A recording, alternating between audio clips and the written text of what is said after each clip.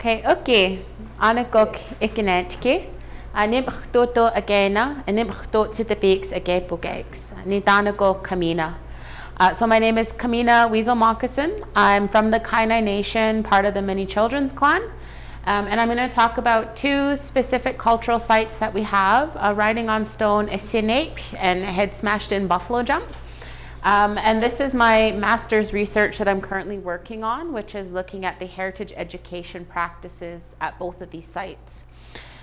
So one of the main things that I'll do today is I'll share some of the history of these sites, and it's our traditional stories of these sites and the importance for them. And then going over some of the policy, especially the federal policy in Canada, and how I see that affecting the way that our culture is being communicated at these sites. And then more into the research that I did for my master's, the results from that research, and then areas that I see as opportunities for Niitsitapii. So as I mentioned, the two sites I'll be talking about, so Head Smashed In is just south of the Porcupine Hills here, and then Riding on Stone is Sinape, is just north of the border there. So these two sites fall under the policies of the Canadian government.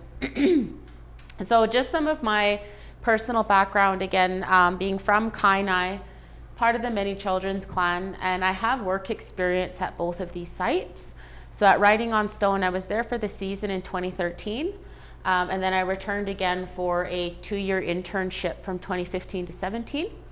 And then the following year, I was able to get a position at Head Smashed In, and I had that for about 18 months, so a year and a half. So one of my personal experiences at both of these sites, there were certain things that were common with both sites, and it really made me question the structure that I was working within. And so this is where I felt my interest was to carry that over into a master's research. So with the research that I'm doing, the big question that I'm really researching or analyzing is what are the common experiences that Niitsitapii have working in this heritage management field. So as I had mentioned, I'll share some of the traditional stories of these two sites. So specifically for Head Smashed In, this is the cliff where we would put herds of bison over for a hunting tactic. And this is what the current interpretive center looks like now. So when a lot of visitors go to the site, majority of their visit is actually indoors in the interpretive center. However, there are outdoor trails where they do have an opportunity to actually go below the cliff and then walk through some of what was the butchering area. So these green spots here, this one is where the interpretive center is. This white trail is that outdoor trail I had mentioned, and then this green one being like the main cliff face. So this is where the current interpretation, when you go to that site, they really only focus on these spots. But when in reality, this whole space is part of the story of Head Smashed In. So if you guys ever have a chance to go and visit, here's the highway here, and then you turn off the highway to get into the parking lot. But if you continue down the highway, you wrap around, this is kind of the end of the Porcupine Hills, and then you enter into this really beautiful, beautiful area back in here. And so that was the gathering basin. It's naturally a bowl depression in the landscape. And so when we have the rain or snow melt, all the water runs down, pools up in this area. So the grass is very lush, very green, and that attracts those herds of bison. So there would be a herd of bison grazing up in here.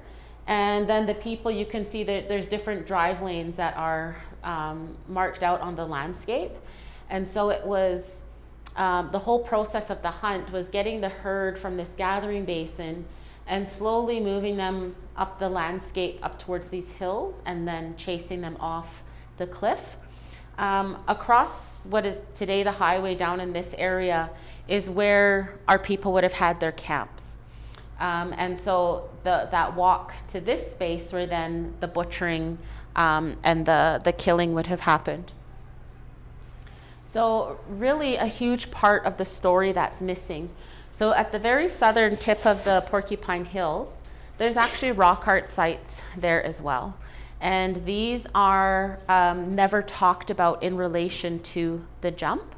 And for me, that was very frustrating when I had first gone to these sites, and I had thought, well, obviously these are associated with the jump. But the provincial archaeologist, Anapikwan, he just kind of brushed it off as, oh no, they're random geometric shapes. We don't know what they are.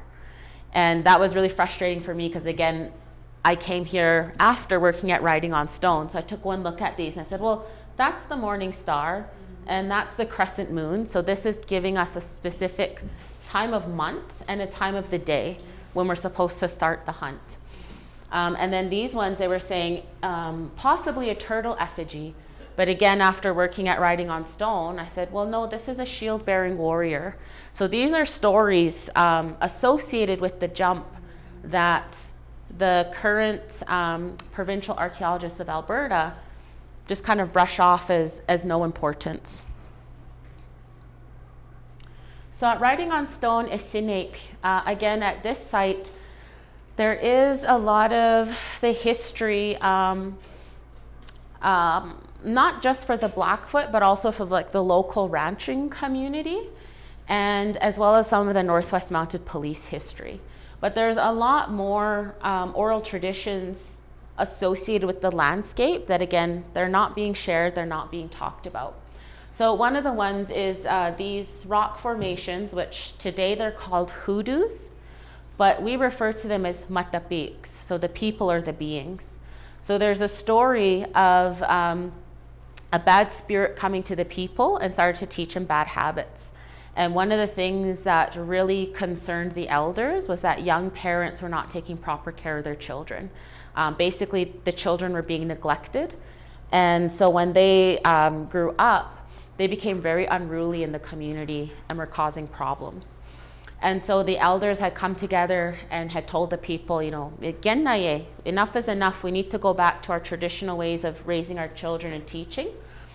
And those who don't, you guys are just going to have to go away. So there was the parents that reverted back to our traditional ways of raising the children, and then those parents that did not. So the parents that did not listen, they were actually exiled from the community, and it said that they traveled east and then they were never heard from again.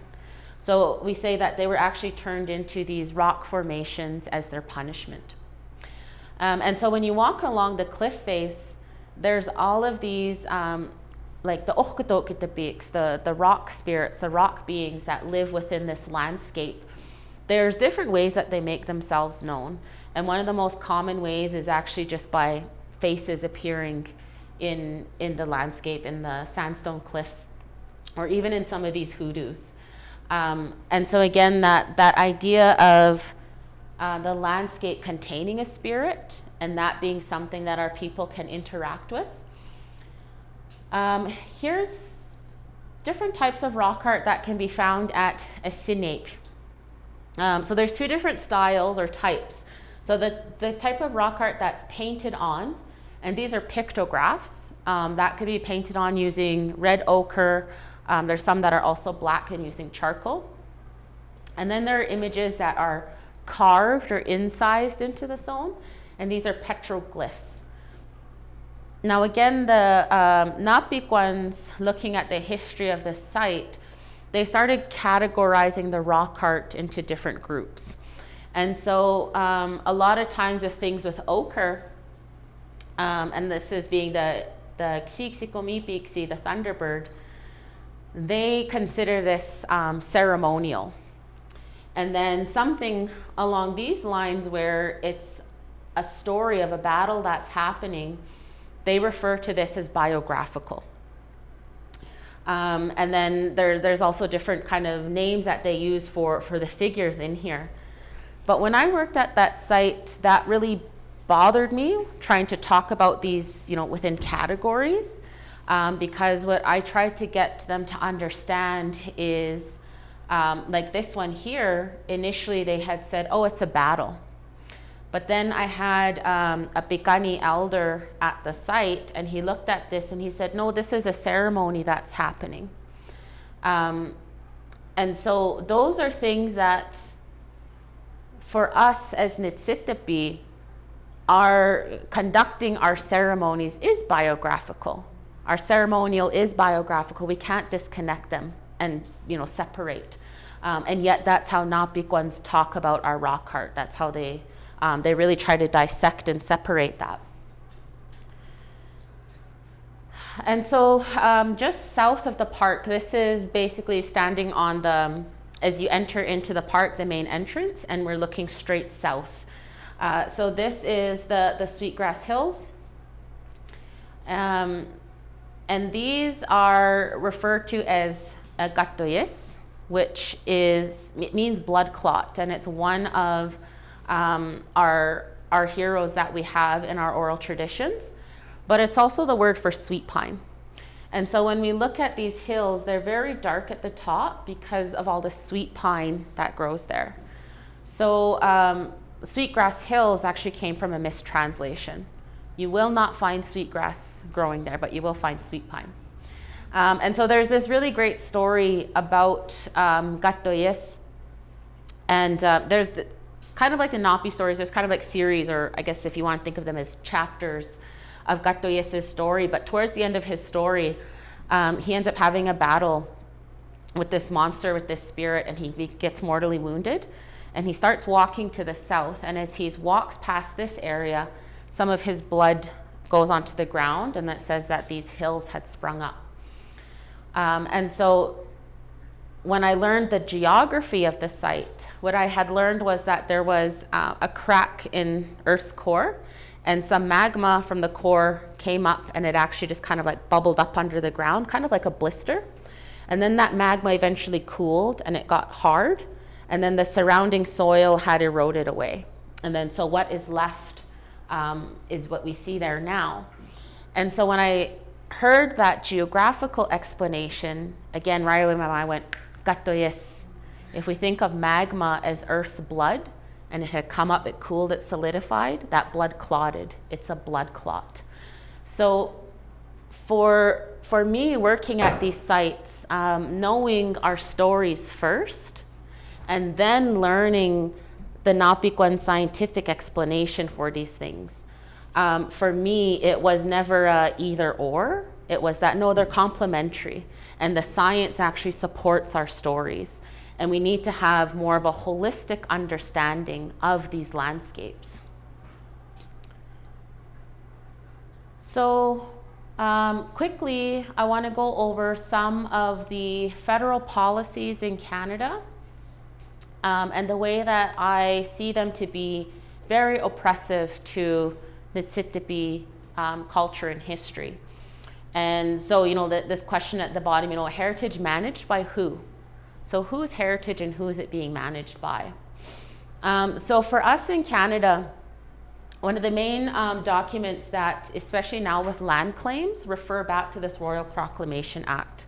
So in 1763, this was a document that was signed, and one of the reasons that it's always being referred to in these land claims is because that document refers to the relationship between the Crown and Indigenous groups as a nation-to-nation relationship.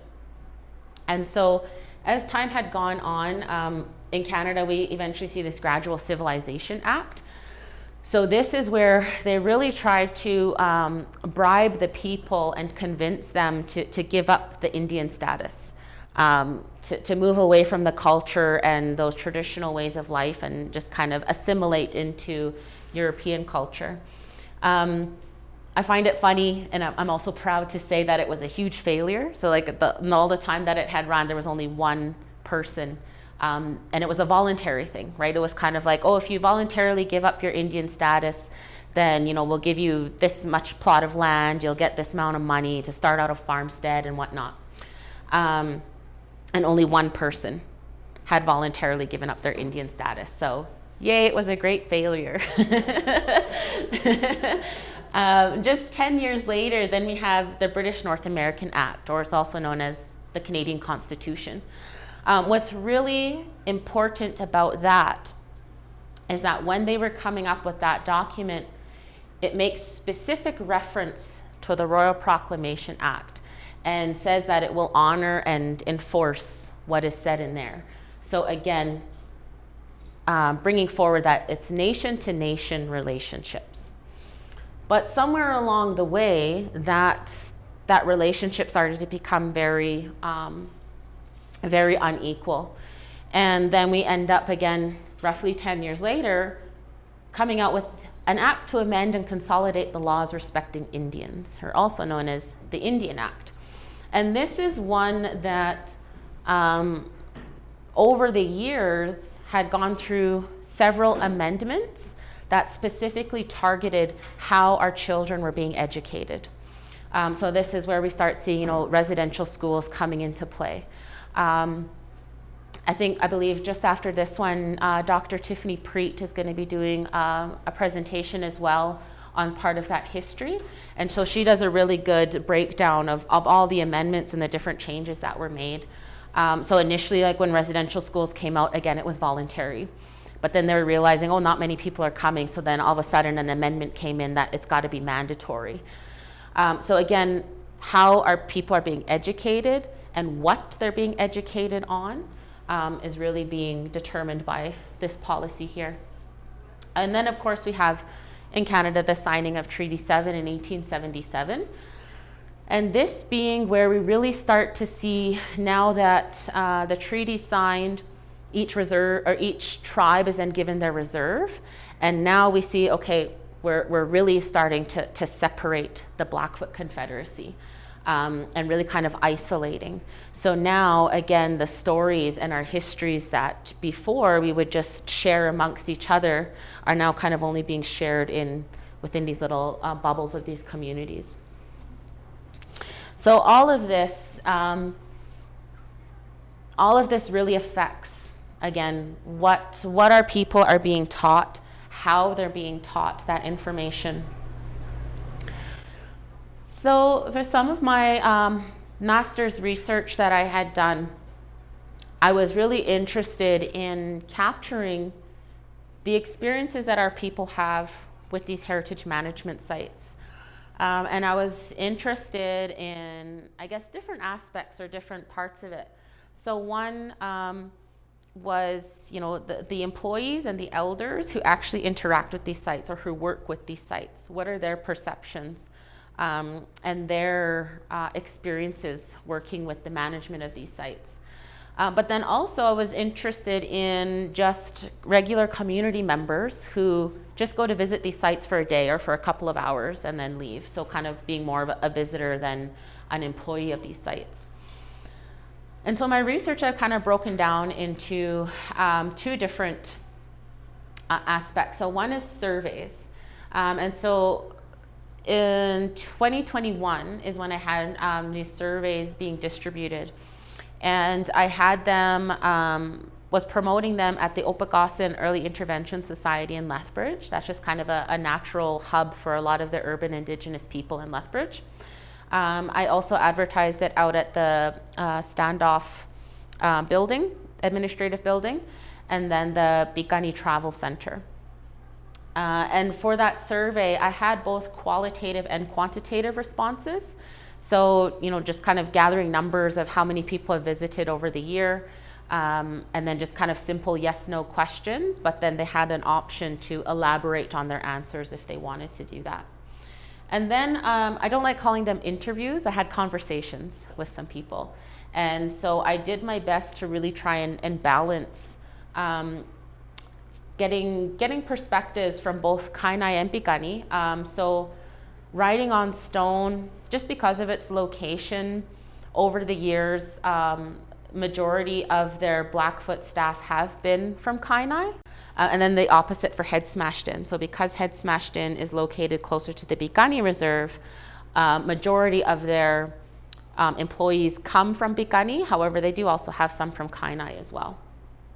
And then again, trying to balance between elders as well as the employees, but then again, trying to balance that male-female aspect as well. So from the survey responses, as you can see, majority of the respondents identified as Blackfoot. And I thought, well, that's great, because that's who I'm really interested in terms of the perspective.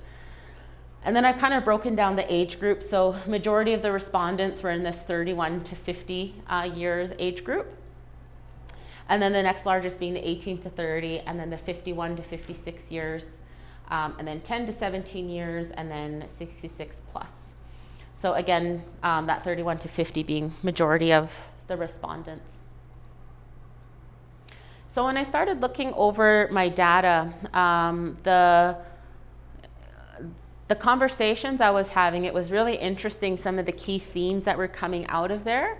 And then looking at the survey responses, and there were some that were actually also being found in the survey responses as well.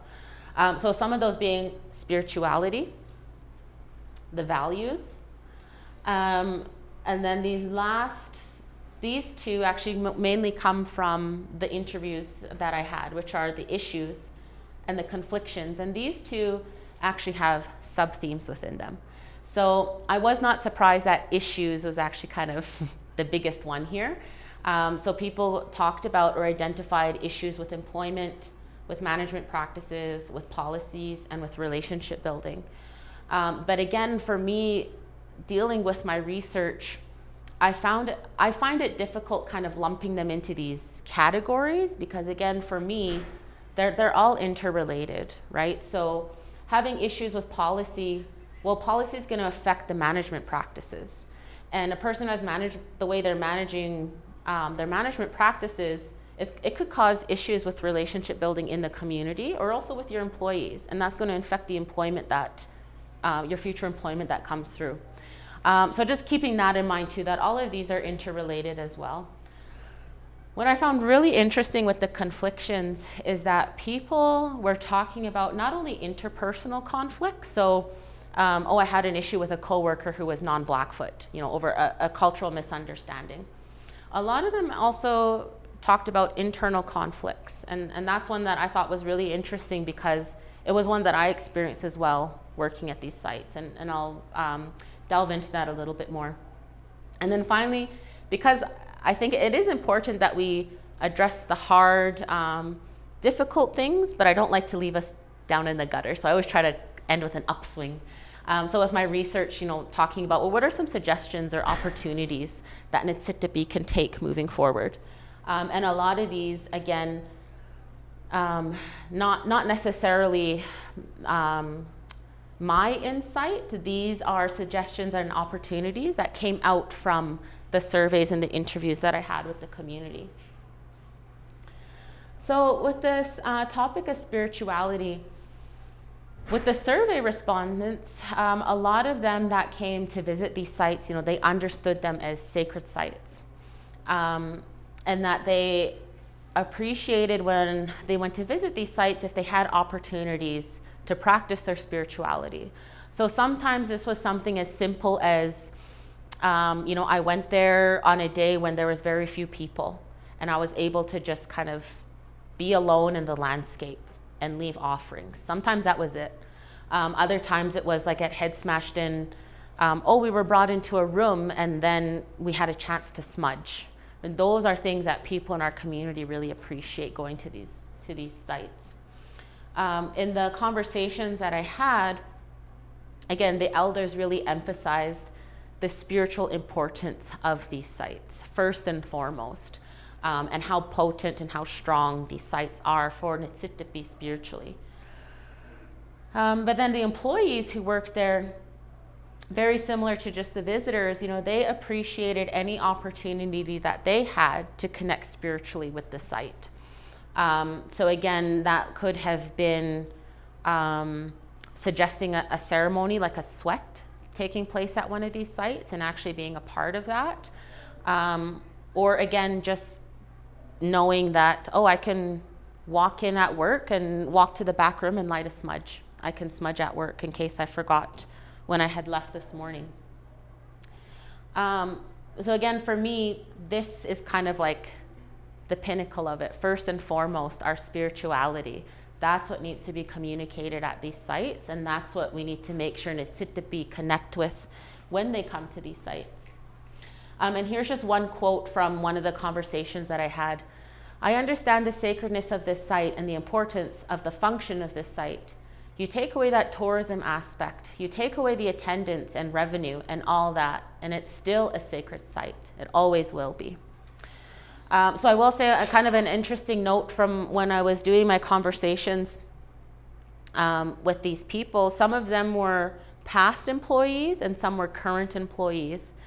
And another interesting thing that kind of came out from this was that I'm really honored that all of the participants, how much trust that they put in me, because with a lot of them, the conversations I had, it was kind of like this, and then one of them had actually said it too, I want to be more vocal, but I feel like I'm going to lose my job.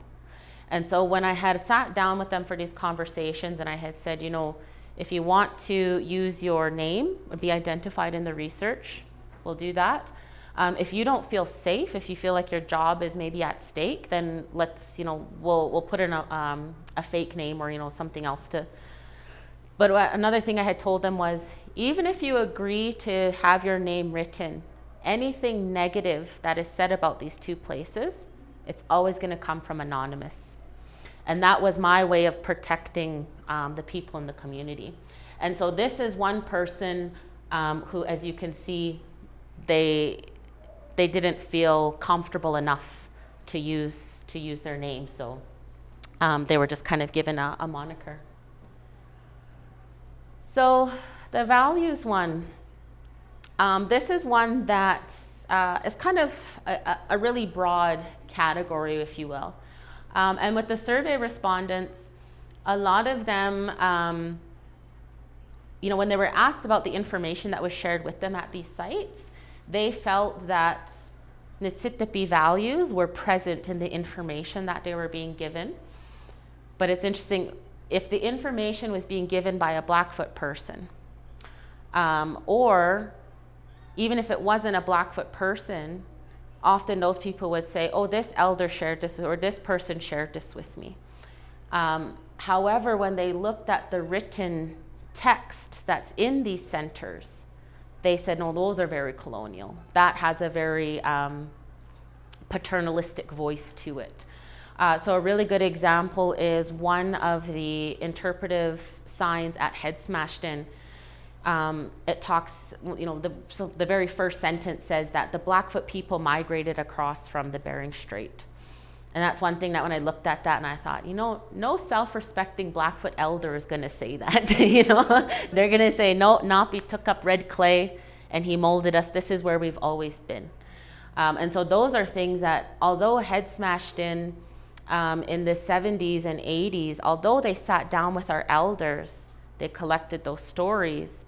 At some point in the process, that decision was made, no, that's not it. We know what's best, so this is the story that we're going to put down.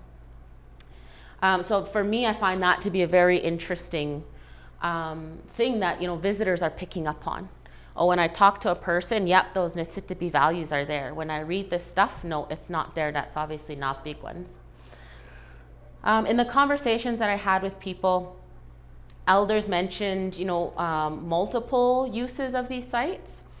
And that's one of the quotes that I'll pull up next. And then for employees, what I found really interesting was that they talked about feeling an immense responsibility working at these sites. They felt that they had a responsibility to not only represent Niitsitapii in an honorable, respectful way, but also working at these sites, they've gathered information and cultural knowledge. They felt they had a huge responsibility to put that back into the community and to share that with any Niitsitapii that came to visit at these sites. So here's one of the quotes. There was a value put on these places, spiritual value. There were other values as subsistence, a place where you can go and find food. There was geology, the different rock types. What could they be used for? There was the plant and vegetation difference between these two places. So again, my slide, a Pomikapi approach, right? More of a holistic approach, having a better understanding of these sites. So often writing on stone is just kind of talked about a spiritual ceremonial site, and head smashed in is, an economic place where we got food. Well, they were both, one and the same, not one and the same, but, very similar uses, where yes, writing on stone is very potent spiritually, but it's also a place where, because of the river system, we can camp there for a while. There's lots of deer, antelope, all those medicines that we can get there, the sweet pine, that we're not going to be able to get at Head Smashed In.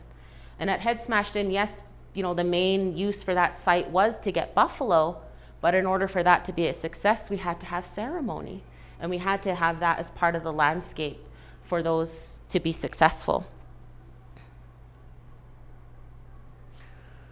So again, with these issues, these four main ones.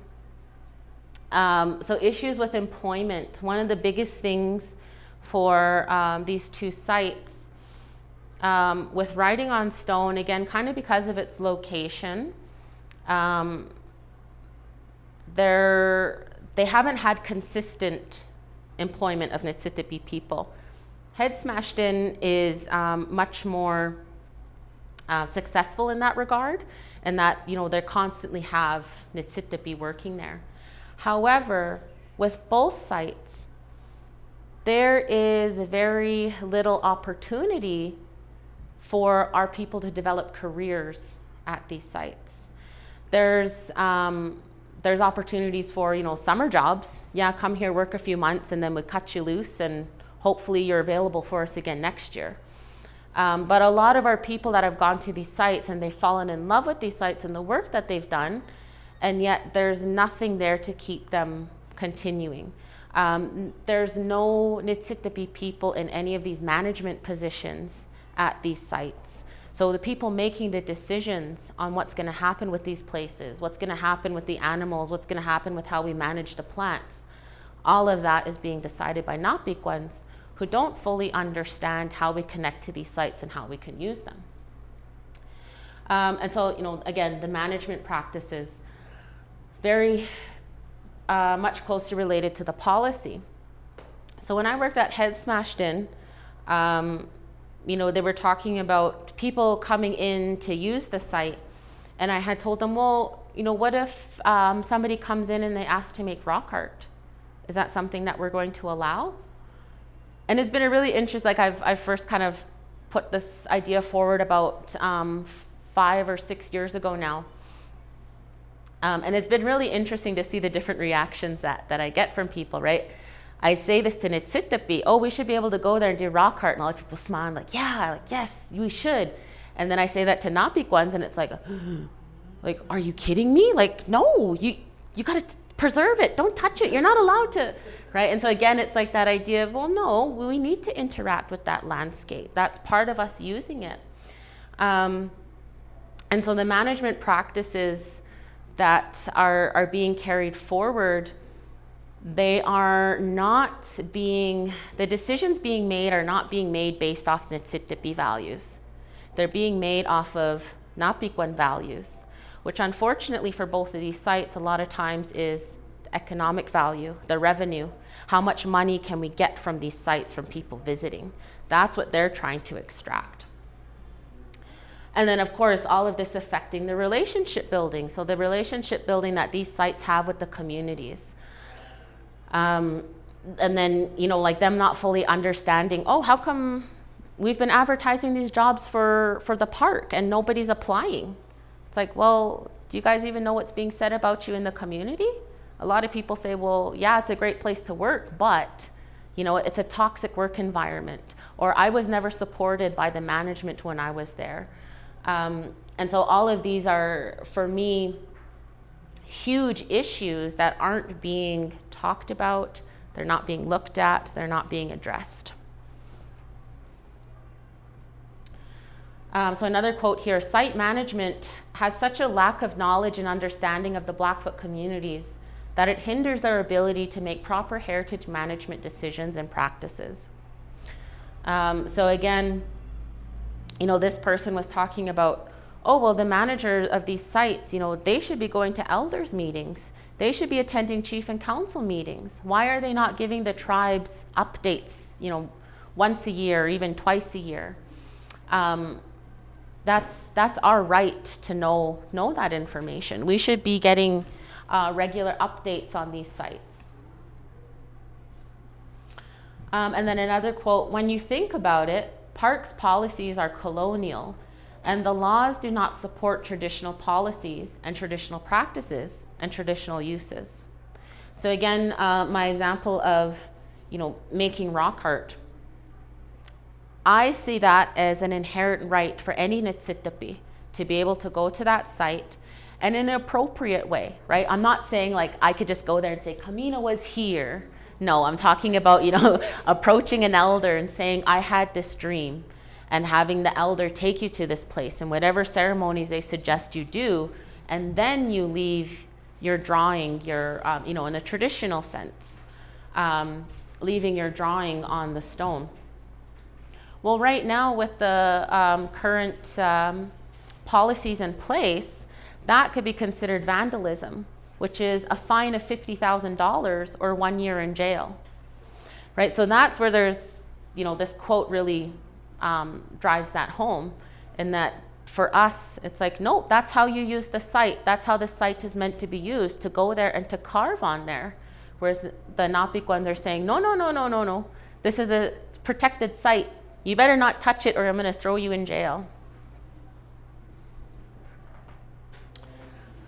So these conflictions and these interpersonal ones.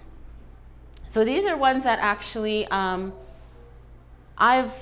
kind of realized in my own reflections of my personal experience with heritage management, in that I've had conflicts with non-Blackfoot or non-Indigenous coworkers. And again, it's that misunderstanding, cultural misunderstandings.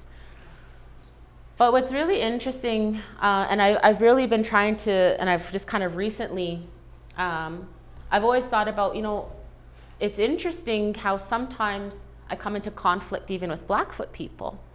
And why is that?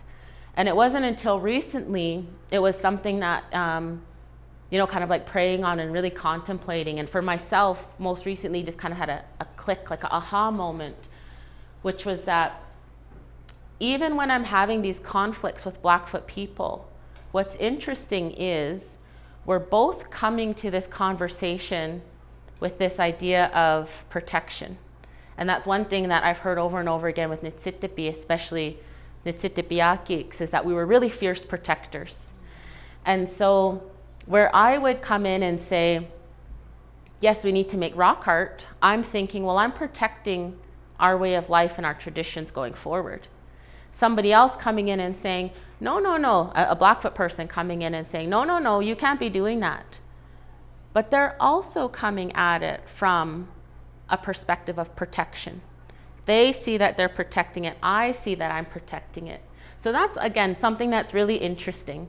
And I just think that as community, we need to be aware of. So that if you come into conflict with somebody, especially about culture or cultural ways, just taking a step back and, okay, this ain't personal. We're both wanting the same thing, which is protecting the culture. But now it's okay, well, let's work together and what is the best way to move forward for us. Now the internal conflicts, again, I find these really interesting because a lot of people talked about this idea of like, I'm being paid to play a part. And so this is where, again, I experience this, and a lot of people that I talk to, they almost have like this, almost like flip-floppy, where, I talked about, they feel this responsibility. Yes, I know this information, I need to share, that's my responsibility to share. But then also in that same moment, almost feeling like, well, I'm putting on a show. I'm doing this for a group of Napikwans who after this, they're gonna walk by and they're gonna tip me, right? And I'm gonna be getting money for the information that I'm sharing. One story was a person who worked at Head Smashed In, and they had talked about every once in a while, like they had a hand drum in the gift shop.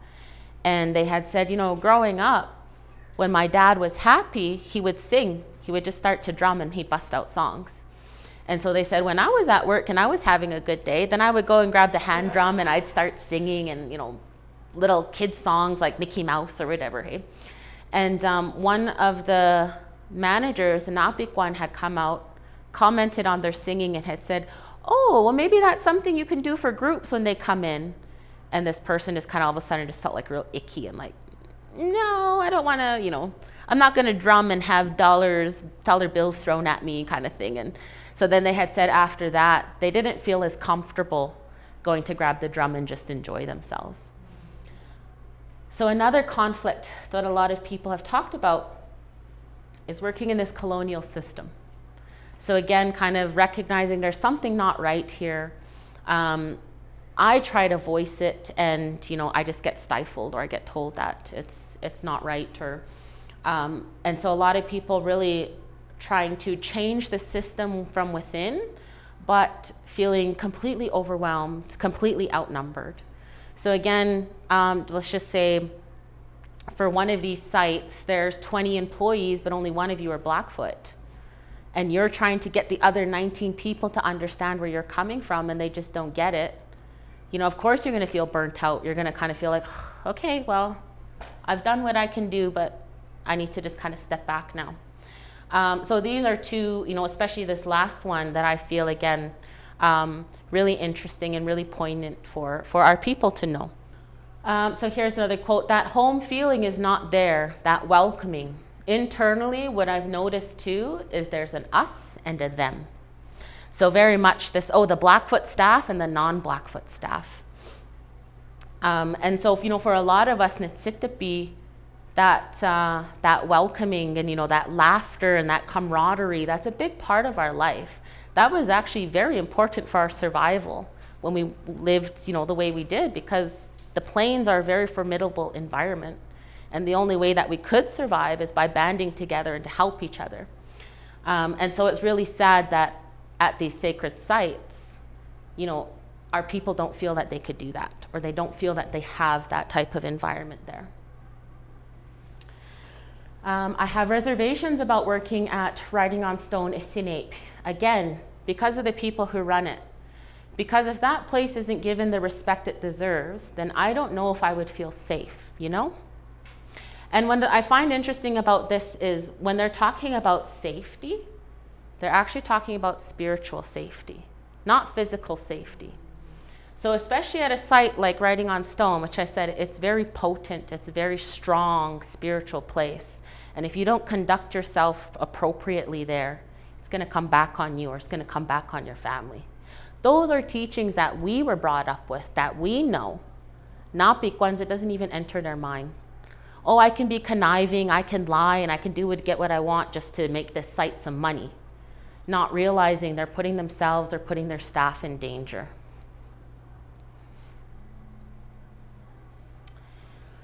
So all of that is to say, I see different opportunities that can come from this research. And the first biggest one is policy reform.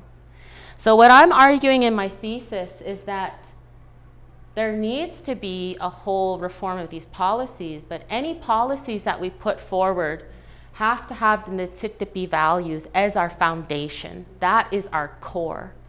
Anything that we do has to always come back to these values, and that with anything. I've put this in, so most recently I started working at the Galt Museum and Archives in Lethbridge. And this is one thing that I gave out to all the staff, and I told them, I don't care if you're doing programming, if you're doing curating, if you're doing finance, there's always a way to bring that work back to these Niitsitapii values. And so I've helped write a couple grants, and this has been the core of it, saying, oh, well, this grant is to run this program. And this program actually relates back to this value in this way, because we're going to be teaching the people this. But it also focuses on this value in this way, because we're going to be teaching the people this and focusing on that. So when it comes to heritage management, how we manage the land, how we manage our stories, our past, our history, it all has to come back to this. This is key. Another opportunity that I see for us, again, coming back to this employment. So we need to make sure that not only do we have more Niitsitapii people working at these sites, but we need to have people in those management positions. We need to have people working here not just for a season, but for decades, for years, because they're the ones who are going to know these sites so intimately that they're going to be able to say, yeah, no, that's a good idea. No, we definitely cannot do that. This is interesting. Let's look at how we can maybe make this work with our values at the core of that. So one of the past employees of these sites said, I'm just hoping that one day that there will be, especially at Head Smashed In, given its proximity to reserves, that there's an actual Indigenous person that is allowed to manage these sites and, do right by them. And again, I find this interesting in that, our people aren't talking about the people, right? They're personifying Kshakum, do right by the land, and the land will do right by us. Those are things Napikwans don't think about. And finally, rewriting history. And I put it this way. Rewriting her story. Her story. So this is the reason that basically I do what I do today. When I was growing up, going through school, I noticed a huge disconnect from what I was reading in books versus what I was being taught at home. My parents telling me one story and then this book saying complete opposite. And so that's, I had said, when I grow up, I'm going to rewrite history. And so that's one of the things that I keep in the back of my mind as I continue to do my work in heritage management. And so just a quick example of that, I wanted to kind of end off with a story. So at Head Smashed In, a couple of years ago, they had an excavation. And they were really focused on this here. So this, they were saying it was a roasting pit. So one of the ways that our people would cook the meat is we would dig a hole in the ground. You put start a fire and then it burns down to coals. You put in a slab of sandstone and then you put slabs on the side. You put your chunk of meat in, then you put a slab of sandstone on top. You cover it with the dirt and then you put big fire on top. And as that fire burns down, you've made an underground oven. When that fire burns down, then you open it up, you eat your meal. So at Head Smashed In, they knew that there was a roasting pit there. They had identified it, I believe it was like in the 80s, but they had never excavated it. And it wasn't until a couple of years ago that they had decided they were going to go and excavate it. And it was a bit of a controversy in the community because it was something that in the 80s, they talked with elders and said, oh, we'd like to come back and do this. And elders said, yeah, that's okay. And then 30 years later, they never really did any talk with them again. Oh, we talked about this before. Is this still something that we want to do? They just said, oh yeah, they said it was okay 30 years ago, so we're going to go and we're going to do it. So people in the community were upset saying, hey, we had no idea this was happening. And how come you guys are just allowing them to take our stuff? And so what they had done was they had excavated it. They covered it in plaster, picked it up out of the ground, put it on a huge truck, which then got taken up to Edmonton. And at the Royal Alberta Museum in Edmonton is where they kind of started to clean and expose everything. So this is one that, for me personally, is kind of a thorn in my side. And I know the archaeologist personally who had worked on this. And the one, his name, he had actually given us a tour at the Ram to show us this site. And, he's like all proud because he had worked on the site in the 80s and was talking about this. And he had said, oh, here's a roasting pit. And it was an unfinished meal. It was one that they had cooked and then they never got to it. And so it's, again, this idea of like, ooh, a time capsule. And so then they excavate, and I'm sitting there and I'm looking at this. And one of my things that I did in university was I did a whole course that was on bone. So I learned all the parts of the bone. And so I'm looking at this and I'm like, okay, so here's like a sacrum. So basically this bottom part of your hip bone. Here's one of the vertebrae that's right here at the base of the neck. He was saying that they had found some dog or some wolf paws. And they're like, oh, they ate dog. And so I'm looking at these things and I'm like, okay, so this is, this part here, and then the jawbone. I'm like, there's no good meat on any of this. And then,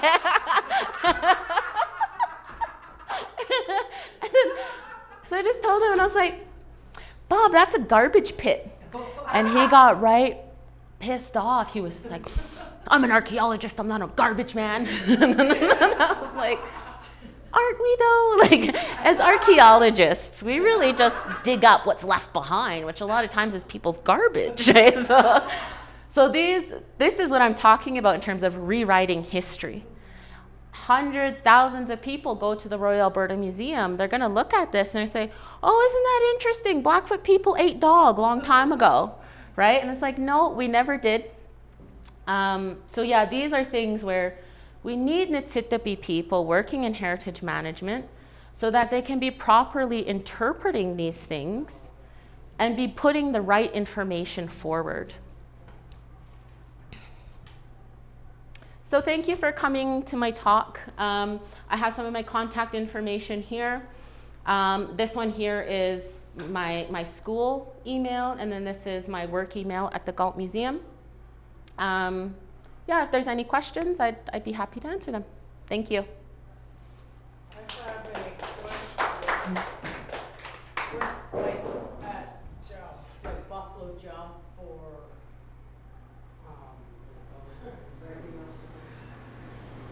where they go along the lake or where there's rocks and that, like I know like at Fox Lake on the Blood Reserve and in Sixikai, like they find those iniscums. Mm-hmm. And what is a rock you find and it's a face? Those are our ancestors, right? Mm-hmm. That's what you would describe it as, right? Because it's a rock and there's actually a face on it. Mm-hmm. And then also another rock where the thumb was, like there was a print of the thumb on the rock. Mm-hmm. Would the rock have been what they used to carve, like back then? Yeah, so like they say they could have used rock or they yeah. could have had like an antler tine. Yeah. So those were like two of the main tools that were used to make the rock art. So if you were to find that shape of a face, like you can take that? Yeah, well, so at writing on stone, I was always cautioned about taking anything Yeah. from there. But I'm like, if you're out on the prairies and you find one, Yeah. I would say it'd probably be okay to Yeah. do that. But at writing on stone, no, just Yeah. leave it. Sprinkle some tobacco. And Yeah. just That was my question. What would you found it there? Mm-hmm. So yeah, at writing on stone, I just leave everything. Yeah. But if I'm walking the prairie and I find Everything something is like that, sacred there. mm-hmm. Well, there's an interesting story. When I had first started there in 2013, we were walking through the Hoodoo Trail, and I saw this rock that really looked like part of a rib bone.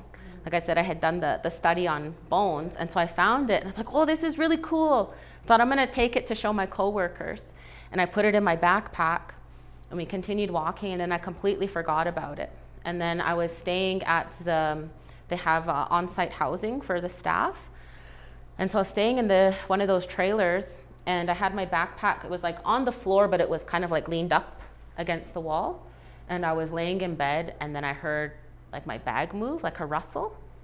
And I was laying there and I was thinking, is that a mouse? Like, do they have mice in these trailers? Is that what I'm hearing? And then all of a sudden I heard my bag like move. And so I sat up and I turned on my light, and here my bag was leaning this way on the wall. And here when I had sat up, it had completely flipped the other way. And I thought, well, that's strange. And I went and I picked it up, and then here, when I had pulled it up, that pocket was open and I saw those rocks in there. And I thought, yeah, I took those. I wasn't. So then that's it. I was like, I'm really sorry. I'll put you back tomorrow. And it was took a while to get back to sleep. But then that next day, first thing I did was I went out back onto the trail. I put those rocks back and said I was sorry. You're back home now. So yeah, and then we've heard like people too that come to the site and they take rocks. And then like months later, they mail them back. Because basically they're like, things were happening, so you could have it back now. Yeah, yeah. Or if you do, leave an offering. So, one thing to think about writing on stone is that, like, that was or more or less like our news, our newspaper. So, like, but now they haven't allowed any news to go on there for 150 years, and everything is going to eventually end up where it would wait, and then it's only us that are going to remember. Like, what are they going to do? Close the site? Or, when they're all disappeared? Yeah. So what's the point about not allowing traditional ceremonial practices be? And that was my argument for when I proposed this. Let's let new rock art be made, because they had talked about how they call it mass wasting. So basically, a big part of the cliff will all just fall off at once, and so you could lose no rock art, or you could use 5-10 different pieces on one cliff face. And so I had told them, well, if we look at when our people first started coming here to leave the rock art, but sandstone is a really soft stone, it erodes away. So those first images that were being made were disappearing, but people kept going there. Told them, so what we see there now is actually just a really small snapshot of what's been put there throughout time. And so that's why I said, yeah, if we want future generations to come here to interact with the rock art, then we need to keep making it.